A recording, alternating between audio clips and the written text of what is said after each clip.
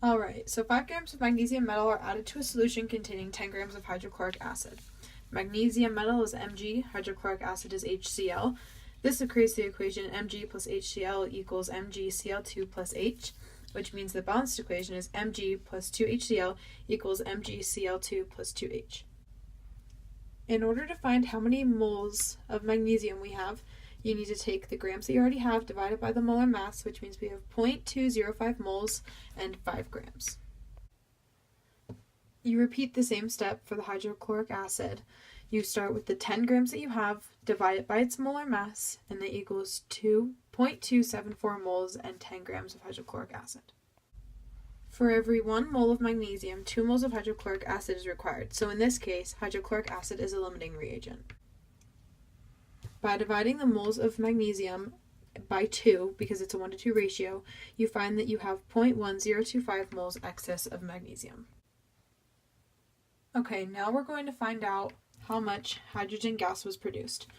So we start with the 0.025 moles of magnesium, and you change that to a 1-to-1 ratio between magnesium and hydrogen. And so it is still 0.205 moles. You multiply that by the molar mass of hydrogen gas, and you get 0.41 grams of hydrogen gas. We are going to repeat the same steps to figure out how much magnesium chloride was produced. So we start off with the 0.205 moles of magnesium. It is a 1-to-1 ratio between magnesium and the magnesium chloride. You multiply the moles of magnesium by the molar mass of magnesium chloride, and you get 19.516 grams of magnesium chloride. In this equation, magnesium has a charge of 0, hydrogen -1, chlorine -2, other side, magnesium -1, chlorine +2, hydrogen 0, which means magnesium was reduced and hydrogen was oxidized. Now we're going to find the percent composition of magnesium chloride. You start with the molar mass of magnesium, divide it by the molar mass of magnesium chloride, and you get 25.5% magnesium.